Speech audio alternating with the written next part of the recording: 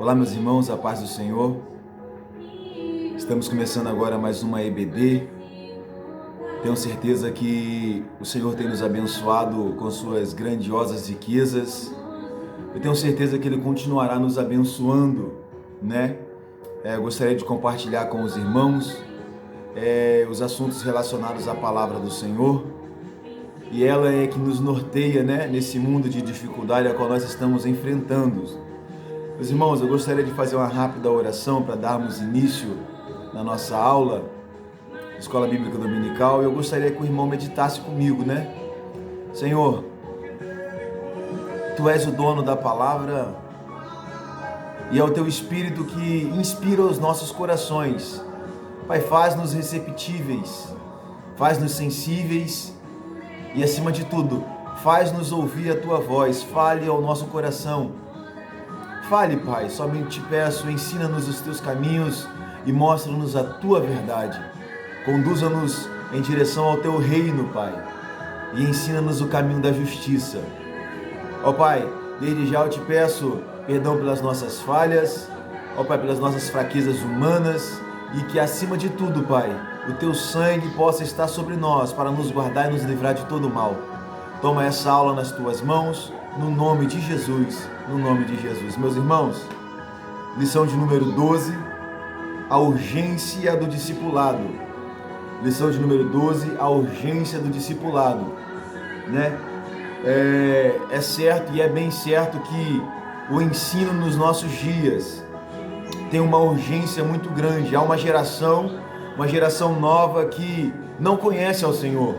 Há uma geração que nascera que conhece o Senhor apenas de ouvir falar, né? Mas o seu coração está longe dele. E há uma urgência do discipulado. E é o tema propício para a nossa geração, o tema dessa lição, né? O nosso texto áureo encontra-se no Evangelho de Mateus, capítulo 28, o verso de número 19, que diz assim, ó: Portanto, ide, ensinai a todas as nações, batizando-as no nome do Pai, do Filho e do Espírito Santo. Aleluia. Né? A nossa verdade prática nos diz o seguinte: chamamos de discipulado na fé o aprendizado de um discípulo por meio do seu mestre, na igreja para ajudar a desenvolver o seu crescimento espiritual.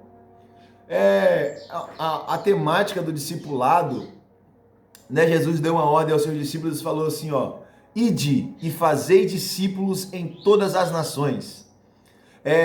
O discipulado é tornar alguém semelhante a mim, aquele que está ensinando, né? Jesus quando chamou os seus discípulos, olha só que temática interessante. Quando Jesus foi chamado para a crucificação, né? Quando chegou o seu tempo, cumpriu o seu tempo, os seus discípulos eram tão parecidos com ele a ponto de todo mundo confundi-los com Jesus. Lembra de Pedro, aquecendo a sua mão na fogueira?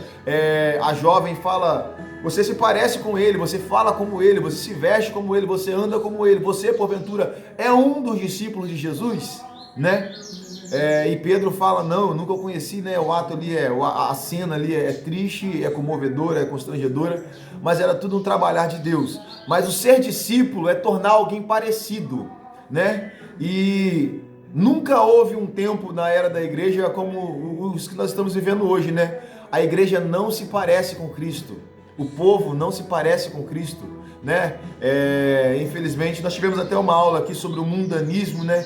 O mundanismo tem adentrado na igreja, tem mudado, tem roubado da igreja essa característica, né? A característica de ser parecida com Cristo, né? E o comentarista da nossa lição, a lição de número 12, nos dá a urgência do discipulado. O que é? Ensinar-nos a parecer com Cristo, a ser parecido com o Senhor, né? Aleluia.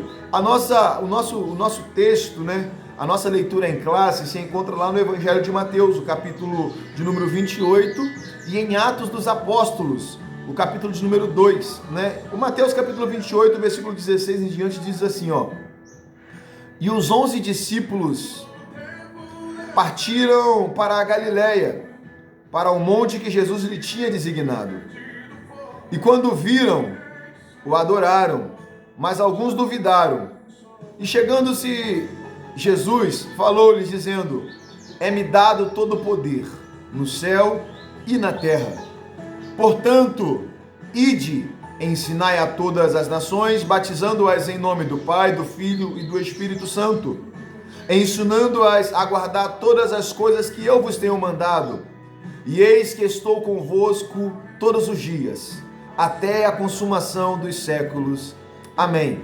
Agora a leitura lá em Atos dos Apóstolos, capítulo 42, capítulo 2, versículo 42 em diante. Diz assim, ó: e perseveraram na doutrina dos apóstolos, e na comunhão, e no partir do pão e nas orações.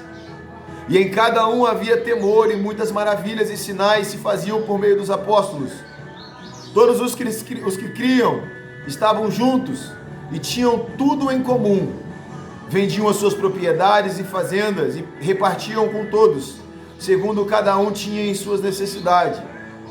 E perseverando unânimes todos os dias no templo, e partindo o pão em casa, comiam juntos, com alegria e singeleza de coração, louvando a Deus e caindo na graça de todo o povo. E todos os dias acrescentava ao Senhor à igreja aqueles que haviam de se salvar. Aleluia, louvado seja o nome do Senhor. Um texto muito convidativo, né? A leitura, né? Nós temos alguns objetivos específicos, né? Nessa lição. Vou tentar ser bem claro, bem rápido e bem objetivo para o nosso entendimento. Prometo não ser muito longo em minhas palavras nessa aula, mas eu tenho certeza que eu vou entregar tudo aquilo que o Senhor colocar no meu coração. Aleluia, né? O objetivo geral dessa aula é esclarecer a urgência do discipulado. Esclarecer a urgência do discipulado, né? O primeiro ponto, nós temos 3 tópicos com seus respectivos subtópicos, né? O primeiro tópico é conceituar o que é discipulado, né? O segundo tópico é elencar o tripé do discipulado: palavra, comunhão e serviço, né? Esse tripé é a base do discipulado, né? É a base da igreja, né? A palavra, a comunhão e o serviço, trabalhar para o Senhor. E o terceiro tópico é mostrar que o discipulado gera um crescimento sadio para a igreja.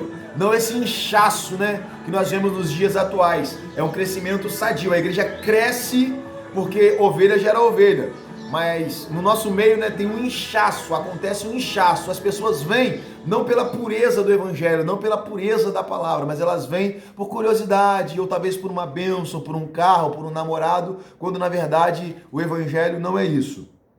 Né? Nossa introdução. O discipulado acompanha a pregação do evangelho desde o princípio e é a fundamental importância como base inicial na formação cristã, no novo convertido.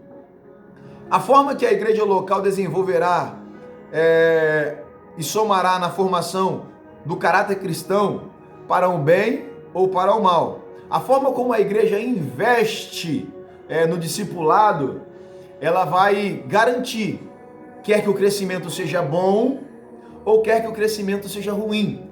Muitas pessoas, elas se decepcionam no meio evangélico porque elas vêm pelo meio errado, né? Pela maneira errada. Elas vêm pensando que Deus vai dar tudo o que elas querem, Deus vai ser aquela pessoa que vai sempre acalentar, trazer uma palavra de ânimo. E quando a repreensão vem da parte do Senhor, essa pessoa se frustra, ela sai frustrada porque ela veio numa maneira errada. Deus é pai, e o pai sabe o que é bom para os seus filhos. O pai sabe dizer o que é o sim, e ele sabe dizer o que é o não e o porquê, né? E muitas das vezes, Deus, ele só nos responde de uma forma. O silêncio também é a resposta de Deus. E para quem vem sem o discipulado, ele não consegue entender que o silêncio de Deus também é a resposta. O silêncio de Deus também é a resposta, né? Primeiro tópico, o que é o discipulado? O termo discipulado vem de discípulo, que significa aprendiz, aluno ou seguidor. Isso vale no âmbito secular e religioso. Quando qualquer sentido desse termo se aplica ao cristão, discipulado. Primeiro tópico, o discípulo. O termo se aplica com frequência nos evangelhos aos seguidores de Jesus. Disso segue o discipulando, ensino para ser seguidor de Cristo. Ou seja, é o ensino bíblico básico para um novo convertido, desenvolver-se espiritualmente. Trata-se de instruções que abrangem vários aspectos na vida, na área espiritual, emocional e social. O ministério do ensino ocupa espaço relevante no cristianismo. Aparece na lista dos dons da graça de Deus e se ensinar, haja dedicação no ensino, como nos diz lá em Romanos, versículo 12. É como se fosse uma necessidade de discipular e ser o exemplo daquele que está sendo discipulado. Observamos o apóstolo Paulo, quando ele instruía Timóteo no crivo da revelação, ele diz a Timóteo assim: Timóteo, tem cuidado de ti mesmo, se separe de algumas coisas, faça como eu tenho feito, Timóteo. Procura apresentar-te a Deus como obreiro aprovado, que manuseia bem a palavra da verdade, que não tem que se envergonhar. Ou seja, Paulo estava dizendo para Timóteo seguir o exemplo dele. Ou seja, Timóteo tinha em Paulo o exemplo do discipulado. Paulo era exemplo para Timóteo. É porque você falar é muito fácil, mas você mostrar com atitudes fica mais claro o ensino. E isso é uma das razões do discipulado. Hoje nós temos muita dificuldade na igreja, por quê? Porque a maioria das coisas que se são pregadas, elas não são vividas, e quando uma pregação ela é ensinada, ela é ministrada e a pessoa toma aquilo como regra de fé e prática, quando aquela ministração ela vem de uma pessoa vazia, ela não faz o efeito que apraz. É uma semente boa, desperdiçada, que cai à beira do caminho. Logo vem as aves e a rouba, ou cai entre os espinhos, logo é sufocada e morre. Mas quando tem o exemplo, é uma semente que cai em terra fértil, ela produz frutos de 100, 60 e 30, é uma semente produtiva. Segundo tópico, a grande comissão. É o nome que o Senhor dá à comissão que Jesus designou para evangelizar as nações. O verbo ensinar ensinai a todas as nações, ou façam discípulos de todas as nações. A nova tradução Almeida atualizada é fazer discipulado ou fazer discípulos, discipular. O discipulado não é opção, é mandamento, ou seja, eu ensinar não é uma opção minha, eu não posso ter o conhecimento e guardá-lo para mim, é uma obrigação, eu preciso passar esse conhecimento adiante. Eu não posso ser mestre só para mim mesmo. Eu preciso ensinar. Para quê? Porque discípulo gera discípulo. E assim a igreja do Senhor cresce, não incha. Vamos lá. Além do discipulado, ele também ordenou que esses novos discípulos guardem o que aprenderam, ensinando-os a guardar todas as coisas que vos tenho mandado. Ou seja, não é apenas ter o conhecimento, mas é praticar aquilo que se foi ensinado, aquilo que se foi aprendido,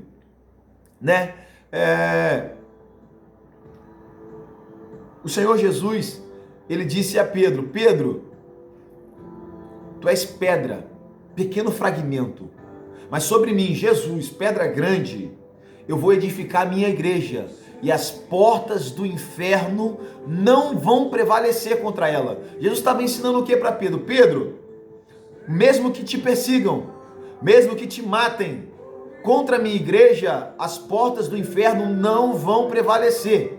E Pedro pegou esse ensino e ele saiu anunciando, ele foi anunciando. Ele entrava em prisões, ele entrava em cadeias, ou seja, esse ensino mostrou para Pedro que não havia corrente, que não havia cadeia, que não havia potestade, que não havia nada que pudesse ficar na frente dele. Ou seja, não foi apenas as palavras de Jesus. A ousadia que o Senhor deu a Pedro através do conhecimento, do discipulado, fez com que Pedro se tornasse um dos maiores discípulos da era cristã. Se fôssemos escolher um dos discípulos de Jesus para sermos, a vaga de Pedro está ocupada, não cabe mais eu e você, porque muitos já ocuparam essa vaga. Por quê? Porque Pedro foi um grande exemplo. Apóstolo Paulo? Não há vagas. já foi ocupada. Por quê? Porque eles foram referências, eles foram discipulados por Cristo e se tornaram referência por causa do quê? Por causa das suas obras, por causa das suas atitudes. Eles não foram apenas ouvintes, mas praticantes daquilo que foi ensinado. Terceiro subtópico, a educação cristã. A doutrina dos apóstolos está dentro do corpo doutrinário que Jesus ensinou aos seus discípulos durante o seu ministério terreno, e que depois o Espírito Santo encarregou de orientá-los. O currículo de qualquer um dos nossos cursos teológicos custam diversas disciplinas sobre Deus e Jesus, e o Espírito Santo, e a Trindade, né? Aleluia. E a Trindade, e encarregou de orientá-los sobre os anjos, o homem e o pecado, sobre a expiação e a salvação, sobre a morte e ressurreição dos mortos, sobre a vinda de Cristo, sobre a igreja. Jesus falou e ensinou sobre tudo isso e muito mais. Como a teologia prática, a ética, aquilo que o cristão deve praticar no seu dia a dia, o ensino nesse contexto pode se referir também aos cursos de teologia. Ou seja, a educação cristã, ela não abrange apenas uma área de conhecimento. O discipulado, ele não abrange apenas uma área. Há uma amplitude de conhecimento que é obrigatório ser ensinado. Quantas pessoas, eu duvido, quantos cristãos hoje não têm dúvida sobre a morte? Quando Cristo nos esclareceu em sua palavra. Quantos cristãos hoje não têm dúvida sobre o batismo no Espírito Santo? Sendo que, na verdade, Cristo nos ensinou em sua palavra. A maioria dos cristãos tem muitas dúvidas sobre a vinda de Cristo. Como será o nosso arrebatamento? O arrebatamento da igreja será um arrebatamento pré-tribulacionista, tribulacionista no meio da grande tribulação, ou pós-tribulacionista? Qual é a verdadeira? Qual é a ênfase? Ou como se aplica esses três ensinos, sendo que ambos os três têm verdades e têm respaldo bíblico para se tornarem verídicos e têm base bíblica para serem inspirados por Deus? Quantas pessoas têm dificuldade de entender a soberania de Deus? A paracletologia, a cristologia, a armitologia, ou seja, o discipulado obriga aos mestres a ensinar, né? E é uma falha muito grande. Por isso, o comentarista da nossa lição, ele fala de uma urgência do discipulado, porque não há nada mais perigoso do que o conhecimento privado. Não há nada mais perigoso do que negligenciar o conhecimento. Uma geração inteira passada foi praticamente destruída porque eles faltavam o entendimento. Olha o que Oséias falava. Vocês pecam porque eles faltam o entendimento, eles faltam o conhecimento, por isso que vocês vivem na prática do pecado. Oséias instruindo o povo de Israel, falando sobre a idolatria, condenando o pecado, a imoralidade do povo. Por quê? Porque eles faltavam mestres para lhes ensinar. Qual foi o maior erro de Josué? O grande libertador. O maior erro de Josué foi não preparar alguém que o substituísse. E a Bíblia fala que tendo Josué morrido, nasceu uma geração que não conheceu ao Senhor. Ou seja, eles falharam no discipulado. Isso ocorre de tempos em tempos. E chegou a nossa vez, tem acontecido na nossa geração. E nós não podemos estar conformados. Nós não podemos nos conformar com isso, com essas atitudes. O conhecimento está diante de nós. Na nossa igreja nós temos EBD. Todas as pregações são bíblicas, são cristocêntricas, são pregações escatológicas, pregações que condenam o pecado, que ensinam o que é o certo, o que é o errado. Mas ainda nos faltam o quê? A vontade de aprender com verdade. Faltam em nós a vontade de ensinar a verdade.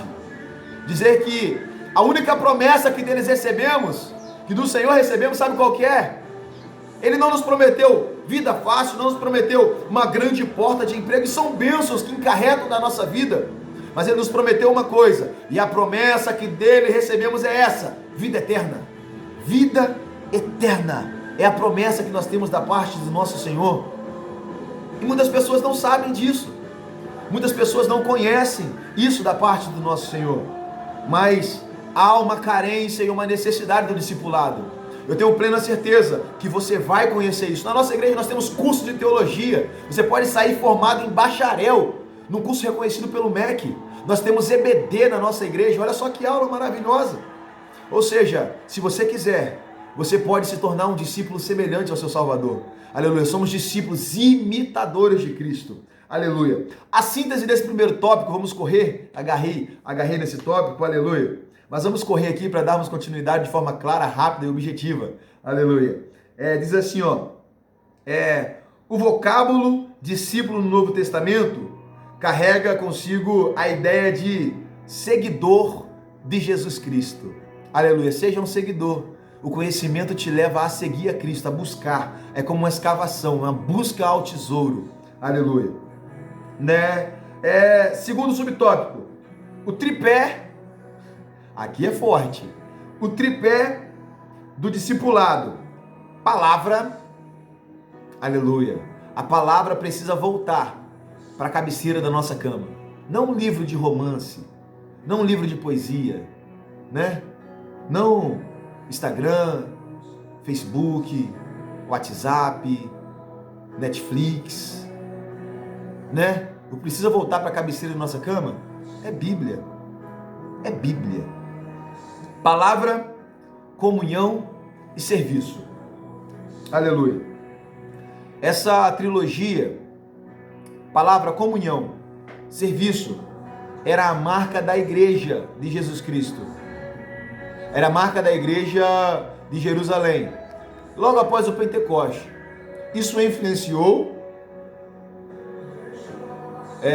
a maioria das igrejas de todos os lugares e em todas as épocas. E continua valendo atualmente. Primeiro tópico, palavra. A autoridade das Escrituras é singular, é única, pois a sua fonte é o próprio Deus. Elas foram faladas primeiramente pelos profetas do Antigo Testamento e depois pelos apóstolos no Novo Testamento. Os primeiros discípulos perseveraram na doutrina dos apóstolos. Isso quer dizer que eles continuaram no aprendizado sobre o comando dos apóstolos. Esse ensino se baseava tanto nas Escrituras quanto na própria experiência dos apóstolos, os quais receberam a revelação diretamente de Jesus durante o seu ministério terreno e depois de Pentecoste, do Espírito Santo. Na atualidade não temos os apóstolos em pessoas conosco, no entanto, eles ainda nos ensinam pela palavra de Deus, ou seja, a Bíblia Sagrada. Na época da igreja, eles tinham os apóstolos como exemplo, como eu já citei aqui, eu não vou tornar redundante a palavra. Os apóstolos, eles aprenderam de Cristo e compartilharam aquilo que de Cristo foi lhes ensinado, E isso foi ensinando a igreja. Hoje nós não temos os apóstolos conosco, mas nós temos o quê? A revelação, nós temos a palavra que nos ensina como foi o estilo de vida, a conduta, a forma de pensar, não apenas dos apóstolos, mas também do próprio Cristo. Segundo subtópico, vou correr aqui porque o tempo está voando. Segundo subtópico, a comunhão. Ter tudo em comum e partilhar da mesma crença é comunhão. A palavra grega é canonia, comunhão. Significa compartilhar ou participar mutualmente de algum evento comum ou acordo. No Antigo Testamento, a ideia de comunhão diz respeito ao relacionamento da pessoa com o seu próximo. E nunca, vou recitar aqui, Salmo 133, versículo de número 1, como diz assim, alegrei-me quando me disseram, vamos à casa do Senhor, Isso trata de comunhão, unidade, é estar junto, é congregar, é subir junto ao templo. A Bíblia diz que Pedro e João subiam junto ao templo a hora da oração, a hora nona. Ou seja, na hora marcada, Pedro e João estavam indo, está fazendo o quê? Comunhão. Em igreja, unidade, e com o Pai, em oração, em espírito, em buscar conhecer ao Senhor.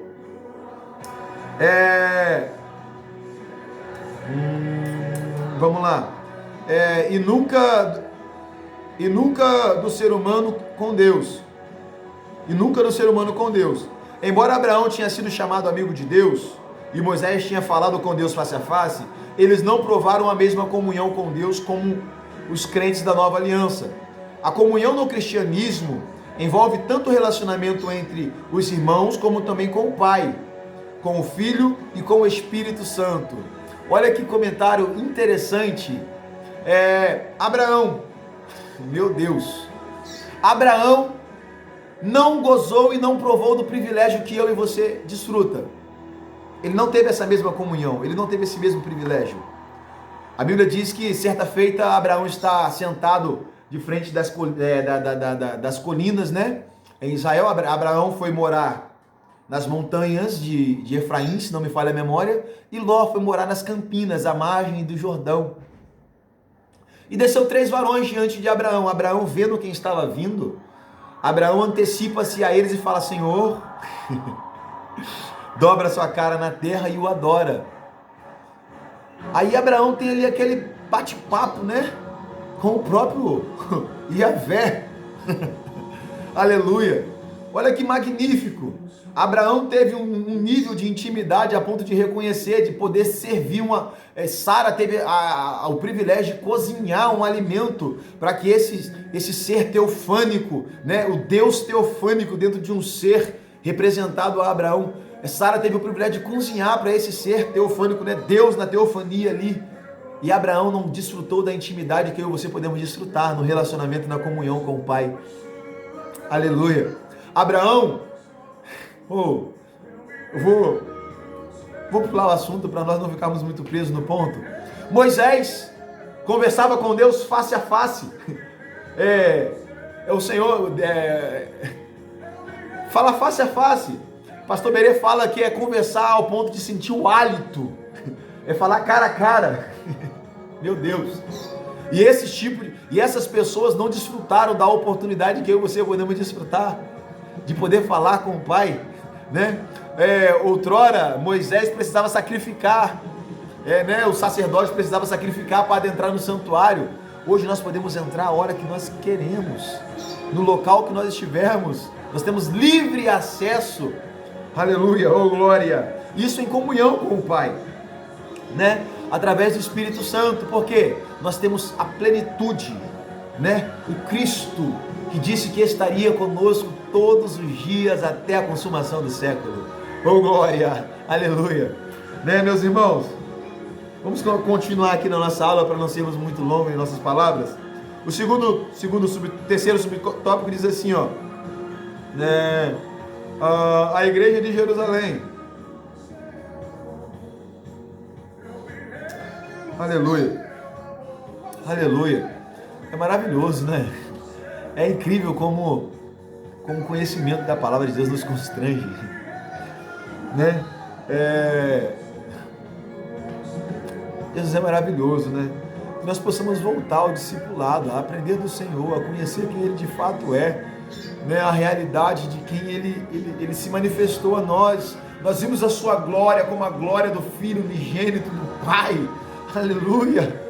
Nós andávamos em trevas, mas Ele revelou a nós a sua luz. Isso aleluia! Oh, glória! É maravilhoso! É maravilhoso! Oh, glória! Oh, glória! Meus irmãos, eu vou estar bem correndo, vou correr bastante aqui porque a minha hora já foi. Eu não posso ser muito longo nessa aula. O quarto tópico diz assim, ó, o serviço.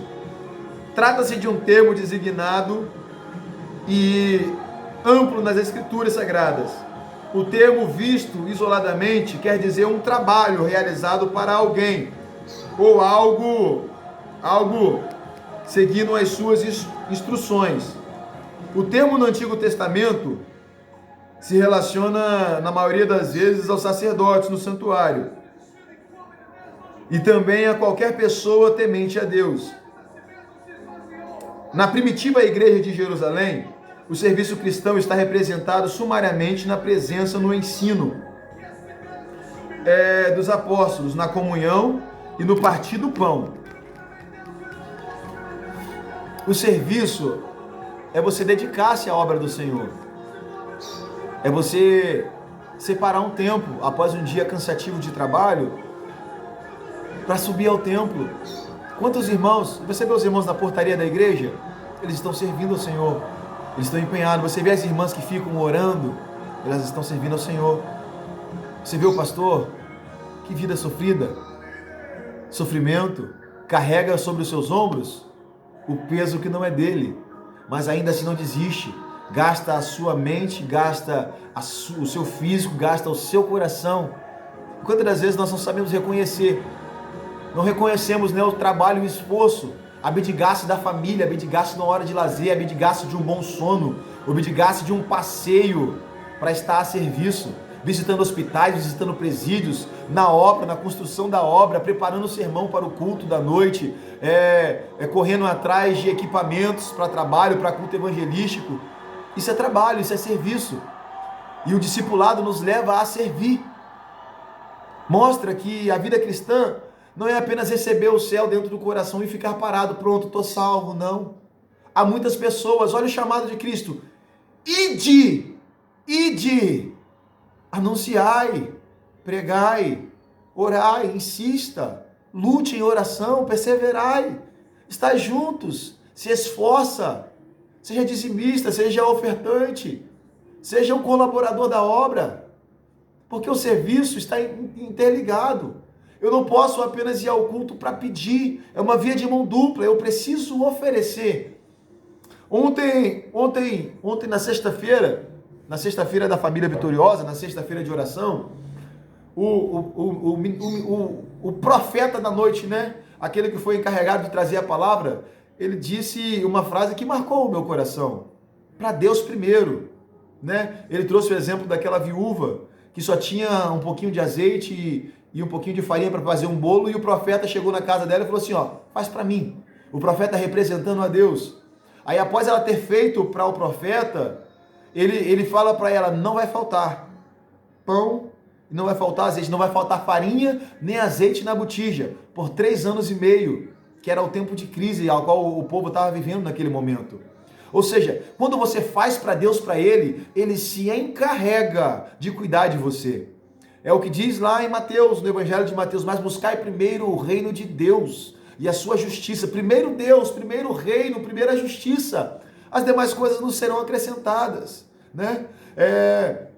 E eu tenho certeza que o Senhor tem recompensa para todos nós. Nós não podemos confundir as coisas e querer as bênçãos do Senhor, quando na verdade a promessa que dele recebemos, vida eterna. Aleluia, isso é o que nos importa, vida eterna.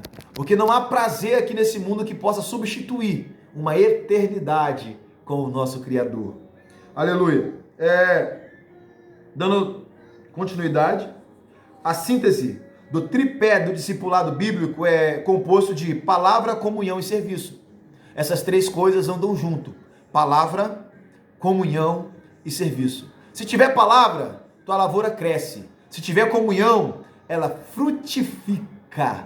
E se tiver serviço, ela continuará produzindo, porque você precisa limpar, cortar, podar, para que ela dê mais fruto. Se ela deu 100, ano que vem ela dá 200. E assim vai sendo o crescimento da igreja. Aleluia. Terceiro subtópico, caminhando para a conclusão da nossa lição, fala sobre o discipulado e o crescimento sadio da igreja, né? O crescimento espiritual é processo do discipulado. Tem por objetivo instruir o novo convertido sobre os vários aspectos da vida cristã. Todas as pessoas que vêm a Cristo precisam ser discipulados.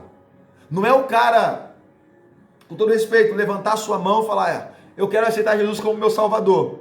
Automaticamente, há uma obrigação na igreja de ensinar o quê? Os dogmas da igreja, as solas, né? A base da nossa fé, sola Cristo, sola Deo Gloria, sola Gratia, sola Escritura, né? Há necessidade de ensinar-nos sobre a vida, sobre a morte, sobre a vida de Cristo, sobre a comunhão, sobre a unidade da fé. Esses pontos são importantes. Ele não pode descobrir apenas com aquele alimento que é lhe dado no domingo, numa pregação. Não apenas com a pregação que é ministrada na quarta-feira ou na sexta-feira, não. Ele precisa ser discipulado, ele precisa ser ensinado. E onde ele aprende isso? EBD.